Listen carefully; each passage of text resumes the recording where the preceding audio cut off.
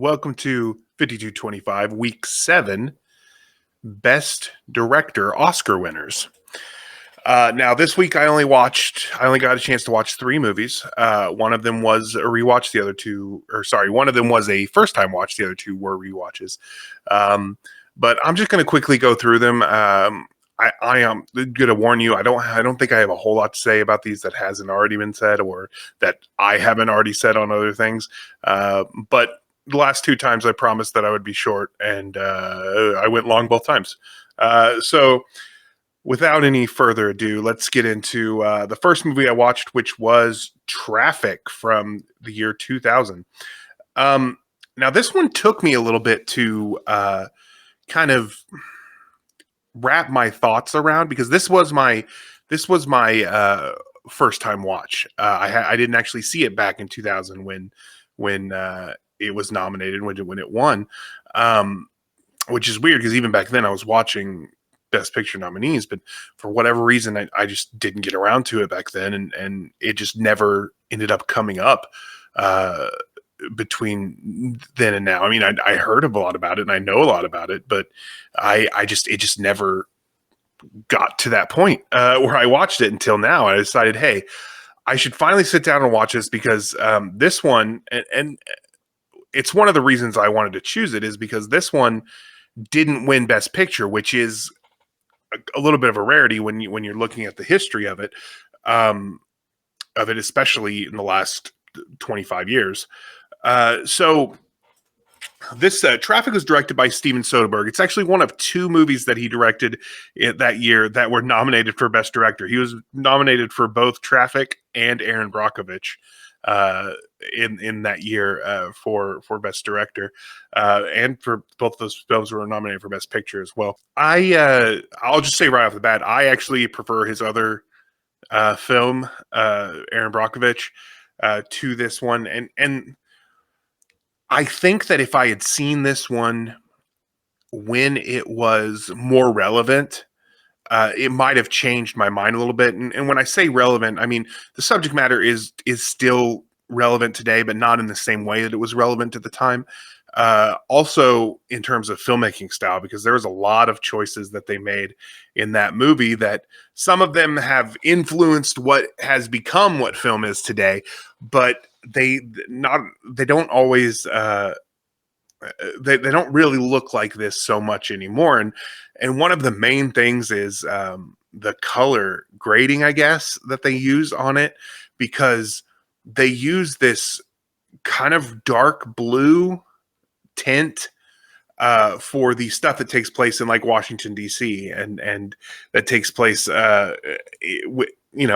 outside of Mexico, in America, and then like this kind of bright yellow color for the scenes that take place in Mexico or in the hotter areas. And they don't necessarily use it the whole time throughout. Particularly the Michael Douglas scenes are very, very blue, and they're too blue. Like here, that's kind of the issue I had with it as I'm watching it. I'm like, gosh, I know we used to do that. I know that this style was a little bit more popular back then, but it was so blue that sometimes his lips were purple, and it was difficult to really get a feeling for the scene other than blue. And same with Mexico. Like, it's so bright that it's hard to grasp some of it sometimes, which, I can follow the story, what's going on, but it's hard to the immersion is a little bit more difficult for me. And I'm someone who's known for not becoming like super hyper immersed in anything, really.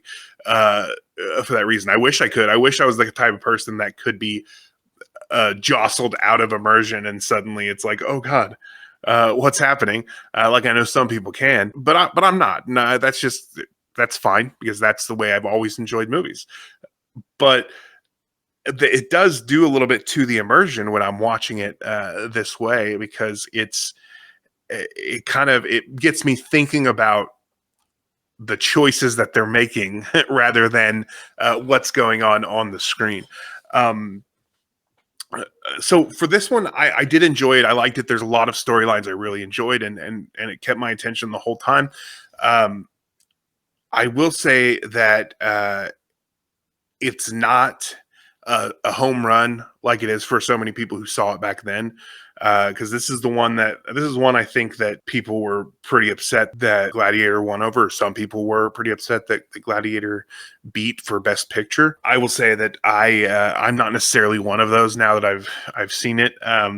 It's it's a good movie, and I enjoyed it very much. It didn't really wow me in a way that I kind of expected it to, and maybe that's on me. But it just didn't really do a whole lot for me. The acting in it is really great. I think all of the actors are doing really good work in it, especially like Erica Christensen, however you say her name. She is doing a really good job at this as a teenager who is kind of suddenly discovering drugs and the kind of the path it takes her down. And it happens rather quickly, and that can strain one's credulity. But I will say that her storyline was probably the most compelling for me and most interesting to watch. This film was nominated. I mean, it won for Best Director. It was nominated alongside Stephen Daldry for Billy Elliot, which is a great film. Crouching Tiger, Hidden Dragon for Ang Lee, which is again another great film. Steven Soderbergh's Aaron Brockovich, which I mentioned, I prefer over Traffic, and Ridley Scott's Gladiator, which I think we can all agree is well, we won't all agree, but I think generally is a really good film. Now, personally, for me, I would probably give it to Ang Lee for Crouching Tiger, Hidden Dragon, but if I needed to give it to Soderbergh, who's a great director, and I have no problem with him holding that Oscar, I would probably give it to him for Aaron Brockovich. But yeah, for me, I would certainly have cast my vote at Ang Lee for Crouching Tiger, Hidden Dragon. Which moves us on to the next film. See, I am actually moving a little bit faster than normal this time.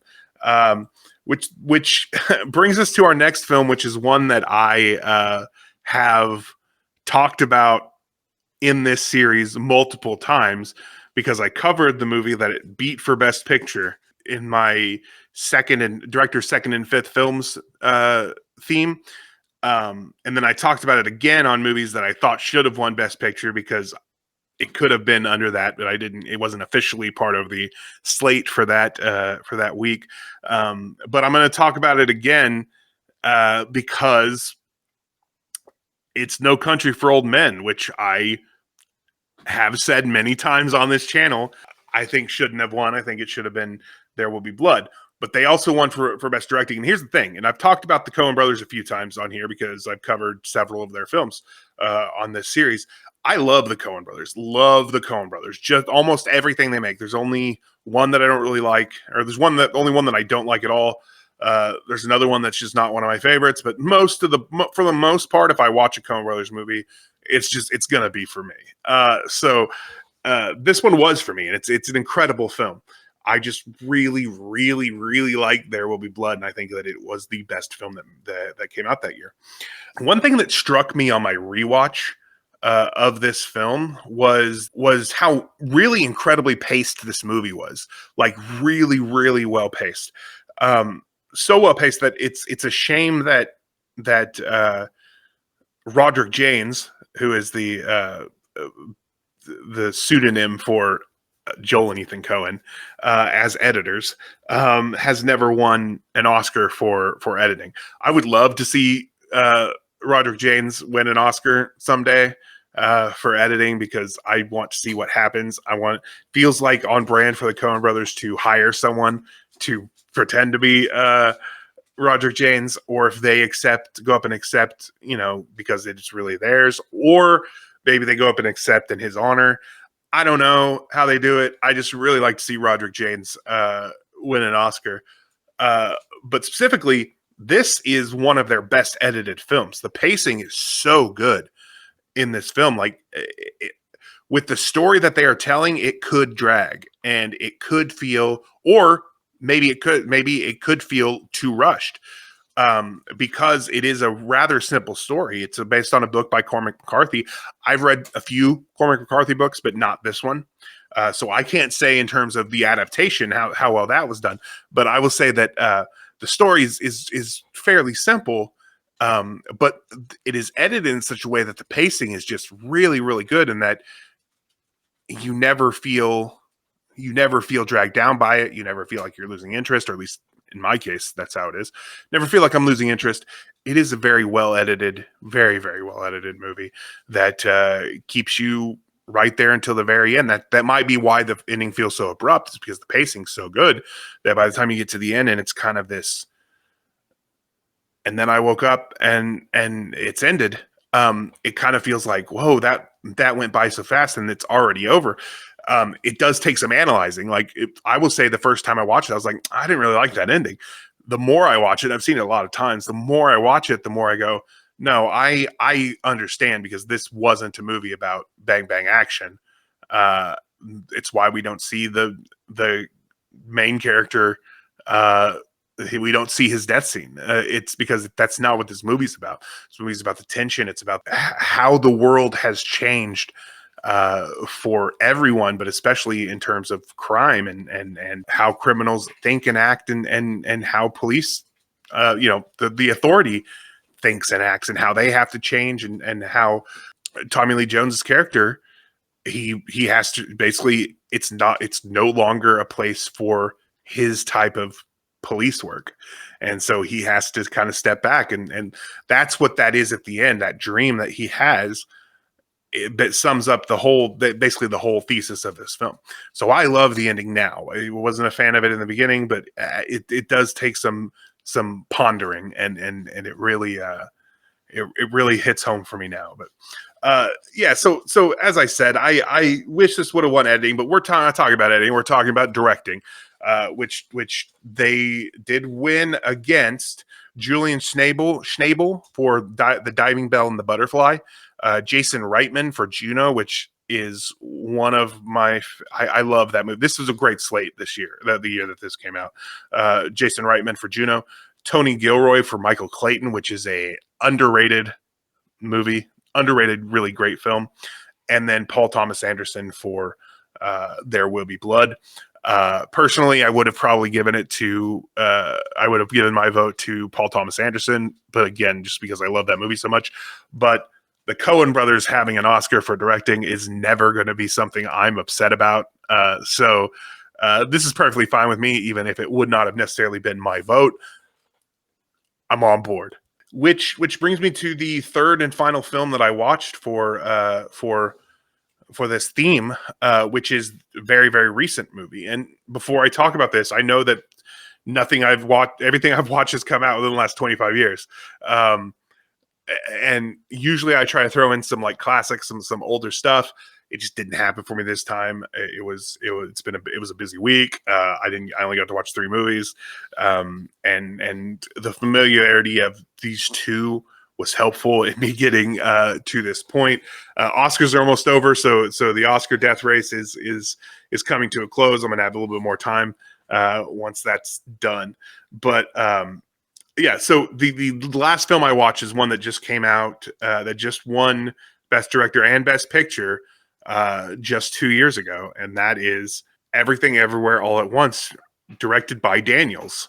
And if you don't know, Daniels is the mononym for Daniel Kwan and Daniel Scheinert, who are a directing team, and they go by Daniels, which I talked about them briefly on my Directors 25 Years of Age and Under, because I talked about their Turn Down for What music video. So Everything Everywhere All at Once is another one that grows on me as I go. I really liked it the first time I watched it, but first time I watched it, I don't even think it made my top 10 of that year. I was all on board for it winning. I think Banshees of Inisherin was my favorite movie of 2022. But I was still all on board for this movie winning Best Picture. And even though I liked Martin McDonagh's movie a little bit more, I also think it's kind of groundbreaking for Daniels to win Best Picture or sorry, Best Director, especially for this movie about the Asian American experience, and one of them, or Chinese American experience, and one of them is Chinese American. And it's about the experience of a Chinese American family told through this wild, absurdist comedy, fantasy, sci-fi film that kind of blew me away, because I'd seen the trailers for it, and the trailers were obviously very frenetic and wild, and I wasn't quite sure what to expect coming from that. Michelle Yeoh was in it, and I had seen some of her martial arts types films, and I thought maybe it was going to be something like that. I wasn't sure. I knew that they had made Swiss Army Man, or actually, I didn't know yet at the time. That's right. I remember now. I did not remember. I'd seen Swiss Army Man, but I didn't realize that it was the same team. After I saw it and I found that out, I'm like, oh, this makes complete sense, and it really connected for me. But first time I watched it, I really liked it, and it was really engaging, and it told a story that I really liked. I love how Absolutely Story of a Girl by 9 Days is used throughout the film. In fact, it's used. The lyrics are used as a way to explain the multiverse, and then in each multiverse they go to, or almost every universe they go into, has a version of Absolutely a Story by a Girl by 9 Days, which is a song that came out when I was coming up, when I was a teenager. So it there was something that was really familiar about that really made me kind of hook into it. But rewatches of this, and I've watched it a few times since then. Rewatches are always for this improve it every time, and it's not because I get it better, because I got it the first time. Like, and I'm not doing that thing like I always understood. I'm not doing that bit. I'm just saying like I got it the first time. So it's not necessarily that I'm realizing things about it. I think it's more that I'm understanding the subtext a little bit more. I've talked about this before, as a white American man who grew up, in conservative Oklahoma.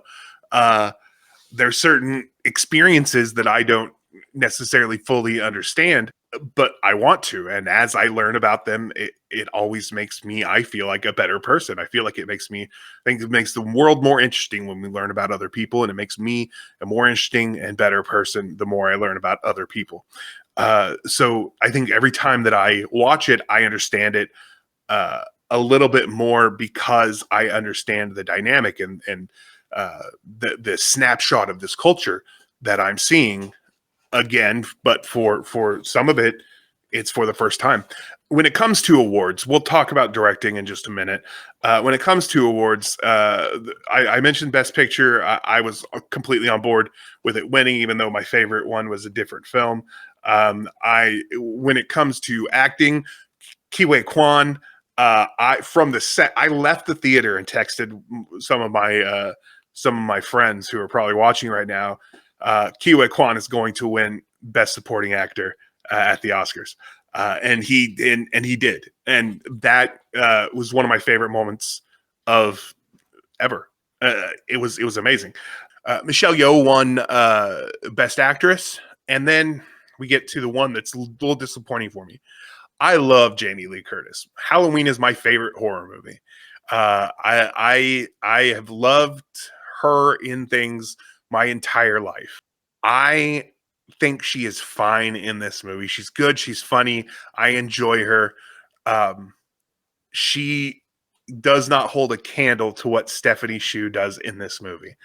It is a crime. And yes, Carrie Condon almost certainly could have and maybe should have won the Best Supporting Actress award.